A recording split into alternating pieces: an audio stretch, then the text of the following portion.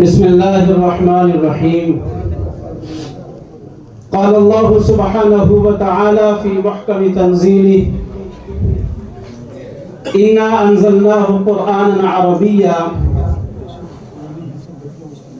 وقال عمر بن الخطاب رضي الله تعالى عنه: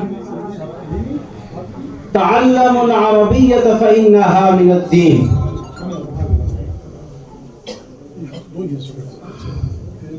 فضيلة الشيخ نائب رئيس الجامعة سعيد أحمد الحبيب، أطال الله عمركم بالصحة والعافية،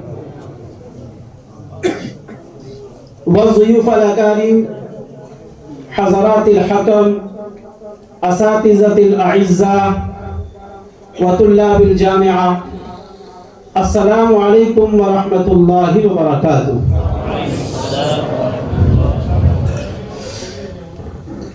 أولا نرحب بكم ترحيبا حارا بأعماق قلوبكم. أنتم تفضلتم هنا في هذه القاعة المدنية لمناسبة هذه الاحتفال السنوية للنادي الأدبي العربي بجامعة ضياء العلوم. والحمد لله الذي وفقني أن أقوم بين أيديكم بكلمات عديدة لمناسبة هذه الحفلة الميمونة. أيها الضيوف، إنه لسعادة غامرة ومنة عظيمة وفرصة سعيدة وشرف كبير، وأسأل الله سبحانه وتعالى أن يجمعنا في جنات النعيم كما جمعنا في هذه الحفلة المباركة. أيها الحاضرون، إن اللغة العربية أفضل اللغات وأوسعها وأفصحها وأسبقها وأبلغها، وكفانا لشرفها وكراماتها أن الله سبحانه وتعالى تخيرها من بين اللغات المختلفة لأشرف كتب السماوية، كما أشار الله سبحانه وتعالى بقوله: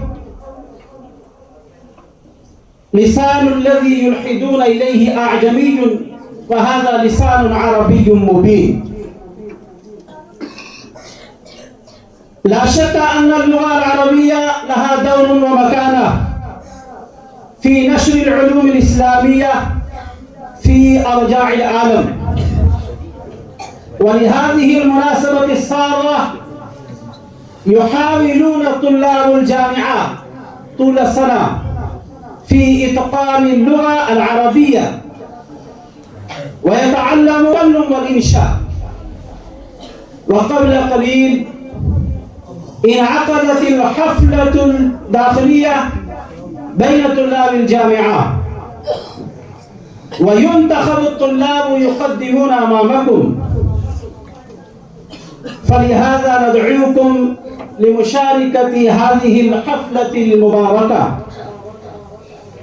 فلا بد لنا أن نجتهد في هذه اللغة العربية على المحادثة والتكلم والإنشاء بجد وشوق ورغبة.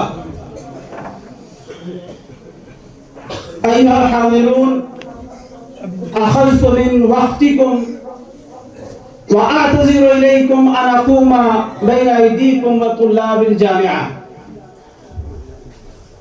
فلهذا يناسب لي أن أدعو طالبا من الطلاب، وسأدعو عزيزي محمد عمر سلمه فليتفضل على المنصة.